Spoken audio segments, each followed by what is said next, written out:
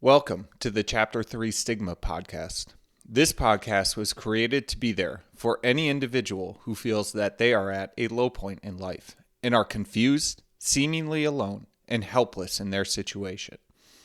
I am a recovering alcoholic, and I felt this way too, until I sat across a table from another addict who shared his story and made me realize that I was not alone in my struggles. My life was saved by this realization, and I hope to help anyone struggling by sharing my story to show you that you are not alone and that life can contain unbelievable riches and meaning.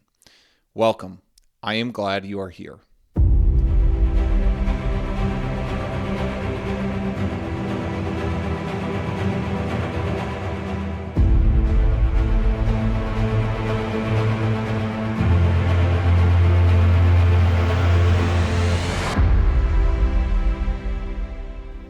Hey folks, welcome to another episode of the Chapter 3 Stigma podcast. In today's podcast, I think this will be a fairly quick hitter, but it's a topic that has very much been on my mind lately as I work through and work on the point of conversation that I hope to have today. And that is pertaining to the topics, the concept and the actions of forgiveness and trust, and specifically forgiveness and trust within all of the dynamics of the relationships that exist within an addict's world. So many of you have tuned in who and follow the podcast who are not addicts yourself, but are instead a loved one of an addict, trying to connect with and understand the struggles that your loved one is going through. And forgiveness and trust is almost, I would say, at the core of the entire relationship dynamic of an addict and within their world. And it is confusing, it is hurtful, it is complicated.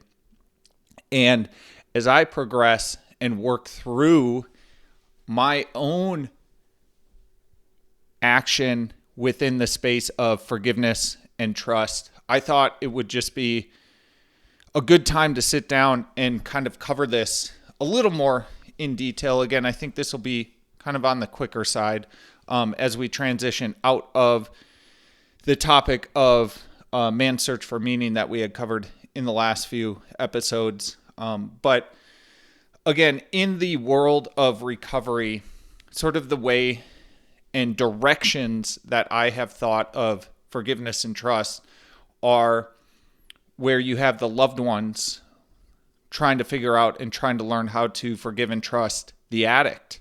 You have the addict who is trying to, in some instances, learn how to forgive and trust others.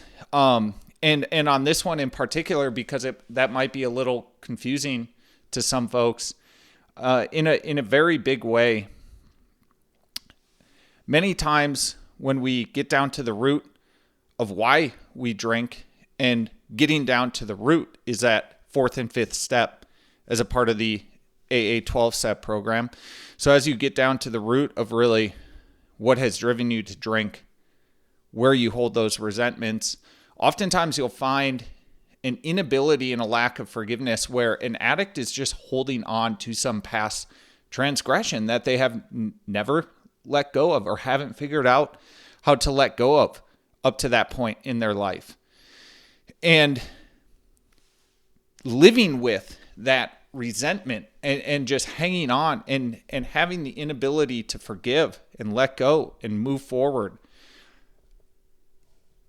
it eats at the alcoholic or the addict, and it drives them to use, and it drives them into this continual cycle of abuse. And just to paint a picture for you, when I sat down and did my fourth and fifth step, I recognized an area where I was holding a resentment against someone, and really kind of like a resentment against the world more so.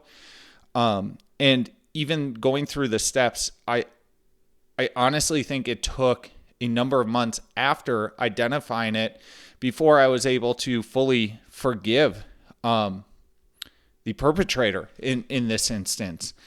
And by the time that I had forgiven that person, it was 15 years from the point at which they took the action that I built up the resentment, that I held this against them, against the world, and ultimately against myself, as I allowed it, as well as a number of other resentments, hold me back and drive me into the insanity of drinking.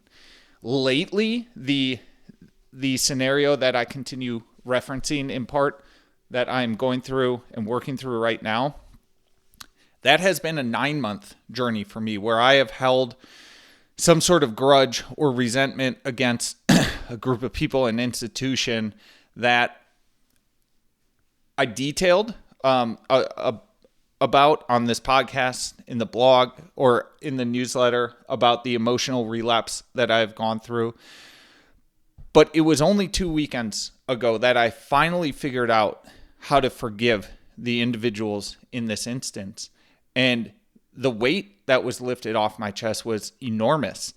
And for a moment, I was disappointed, a little bit hard on myself, thinking that, gosh, it took you 9 months to get to this state. Like, why couldn't you have just gotten there quicker? But when I step back and reflect, I look at this instance where I held back forgiveness for 15 years, and it drove me into the greatest depths of despair that I've ever been into. And here I am, forgiving a group of people after 9 months. That genuinely hurt me.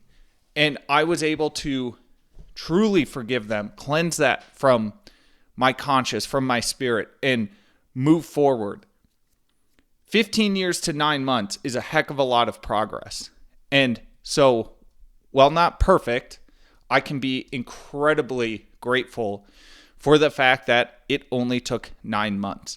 Now, do I want to improve? Do I want to get better as I move forward in life? Absolutely. And I'm going to strive for that. But I can say with full confidence, I'm very happy to see that sort of progression in the area of forgiveness and not allowing a resentment to build and fester. The final category of forgiveness is an addict forgiving themselves, and also an addict forgiving God. Both of these sort of components of forgiveness are often overlooked or downplayed when doing the steps, or I should say there's a high risk of them being overlooked or downplayed. But I would make an argument, and I'm going to try to today in the podcast, that these two are actually the most important and actually within the control of the addict, the one doing the step, doing the work, more so than the others. So one core principle with regards to forgiveness that embarrassingly took me a long time to come to an understanding of is extending forgiveness does not equate to trust. So I see this happen with loved ones of addicts where they withhold forgiveness because they've been hurt in the past, and they feel that they are going to let the addict off easy, and that by letting them be forgiven, be felt forgiven, they are going to be free to go and use again. I think divorcing forgiveness, the act of forgiveness, from the act of growing and maintaining and extending trust is imperative for proper healing and righting any relationships that you want to maintain in your life. So again, this has just become one of my core operating principles now is forgiving someone does not mean that trust is extended. Of course, it feels natural to understand why the two get coupled together. And as a loved one of an addict, and actually now seeing in going through the process of working with more alcoholics and addicts that are early in their recovery, I'm starting to see and understand that there's a little bit of fear that comes in with the extension of forgiveness, and that fear is of being hurt again. And that's where you'll get these withholdings of full forgiveness and being able to move on, because there's a natural human defensive desire to protect yourself from being hurt again. As it pertains to the actual act of understanding where the act of forgiveness needs to be directed, again, coming back and trying to connect these to the step work, because again, before entering recovery, I had no concept or idea of what the steps all entailed. Steps 4 and 5 are really your starting point. They allow you to identify where, as an addict, you may hold on to resentments, grudges, and where you have found yourself fearful of extending forgiveness and of being able to let go and move on. Step 5 in particular is, and I've hit on this before in the podcast, it is really the greatest opportunity to conduct a confessional with another human being, to hear the words escape your mouth without any fear of judgment or repercussion. And ultimately, steps 4 and 5 are probably your first real opportunity to forgive yourself, to do the actual activity of forgiving yourself. I think self-forgiveness is possible in the first 3 steps, but really the best chance early in recovery is steps 4 and 5. What I got out of those steps pertaining to me being able to forgive myself, again, I would argue that an addict forgiving themselves is probably the most important and imperative outcome of the 12 steps. I finally realized I didn't have to let this addiction, let everything that had preceded in my life up to this point define me, or to hamper me or hold me back. And for the first time ever, really, or I should say seemingly the first time ever, but really the first time in 12 plus years of battling alcoholism, I finally came to the belief that I deserved to be loved. And part of deserving to be loved is deserving to be forgiven. And it started with me. And so that was really this incredible unlocking moment that I got by doing the steps, figuring out how to start actually loving myself again and feeling that I deserve this forgiveness. But again, forgiveness doesn't equate to trust. I've detailed this before, but I didn't trust myself necessarily coming out of rehab. And why I say that? Because I felt fear. I knew there was fear. I didn't know how I would. I had an aim and I had a tenacious desire, but I didn't know how I would react coming back to life. So there was even a lack of trust within myself for what the future would hold and what it meant to fully live a life in recovery from alcoholism. The other really large moments of unlocking, forgiveness and trust, or getting into the realm of forgiveness and trust within the 12 steps is then steps 8 and 9. And again, this is the make a list of people that you need to apologize to. And it hits on that first category that I had talked about, where the addict needs to seek forgiveness from others. And so you need to honestly assess who you have hurt, who you have the ability to sit down and make amends with.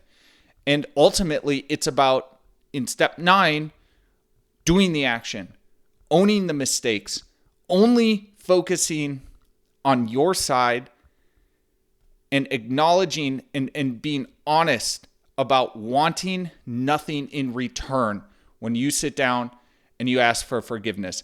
This last part is a downfall of so many people as they progress through the steps is, hey, I said sorry. Aren't you supposed to forgive me? And what I really learned going through the step work is not always. Some people are sitting there waiting for an amend. And as soon as it comes out of your mouth, It's tears, it's hugs. I've been waiting years to hear you say this, to have this come out of your mouth. Like, I am so excited for what our relationship can be moving forward. There are those moments, don't get me wrong. But more often than not, you will get a thank you, and you will have to depart, and you will have to work every single day to show that person that you extended an amends to, that you have a desire to have a future relationship with, that you meant it, that you're going to allow that long-term recovery to happen. And it's only through your actions that the trust component gets built back up. So forgiveness can happen quickly. I've seen it, I've experienced it, but the trust will be a long, slow, arduous grind, and it is worth it. I can say that in full confidence. And I can also say that even after nearly 2 years of living in recovery, of all the disruptive things that have gone on in my life to get myself here, there is still trust that I am working on, but I'm not worried about it. I am just focused on today, the hours left that I have before I lay my head down to sleep. And when I wake up tomorrow, I'm going to focus on maintaining my recovery that one more day. And so, again, I see people get tripped up, feeling that people being the addicts, feeling they need, deserve, demand forgiveness. I've had so many moments myself after entering into recovery where someone is expressing distrust in me, or they're anxious, and I can tell they're anxious because they don't know if they can trust me in this certain situation, or they're upset about some seemingly trivial matter, and I just get this sensation of wanting to scream, like, I'm sober, I've been in recovery for this long now, can't you just trust me? And you have to step back from that. You have to realize you can't focus on feeling that you deserve trust, that you deserve forgiveness. You just have to focus on your actions that maintain you in active recovery. And so again, in closing this out, I think that one of the biggest learnings for me and breakthroughs that I've had literally in the last just 2 weeks is that there is a huge distinction between forgiving someone and trusting someone. And so that applies to those of you that are loved ones of addicts and those of you that are addicts that are following along and listening. I'd encourage you to take that lens and overlay it to your situation. Maybe you're withholding forgiveness because you fear what extending trust to someone could entail. What I've learned in these last few weeks is that focusing on forgiveness without handing out trust allows you to lighten your load and to just better your situation beyond what you thought could possibly be in the moment. And for those of you that are addicts that might be struggling with key and close relationships that you desire and wish were closer and tighter, and just wanting and begging someone to just let go themselves and go back to the way things were and just be that relationship that you are striving for, that you desire in your life, I would encourage you, be patient and just focus on what you can do today to maintain yourself in active recovery. Because with time, with the real relationships that matter, trust will come. That's all I've got this week. Love you all. If you enjoyed this podcast, share it with others who might find it impactful. And give us a rating through your streaming platform of choice. Ratings and comments help spread the work to others who are desperately searching for a solution. This simple action could have profound impacts on the lives of others. My hope is that my story can help those who feel alone in their struggles with addiction or any other aspects of life. You can follow us on social media at Chapter 3 Stigma on Instagram and YouTube. If you want to reach out with a message through one of those channels, I will respond and let you know that you are not alone. All the best, you are loved, and know that this life is full of abundant joy and wonder and is worth every struggle and bit of suffering you must endure. Until next time.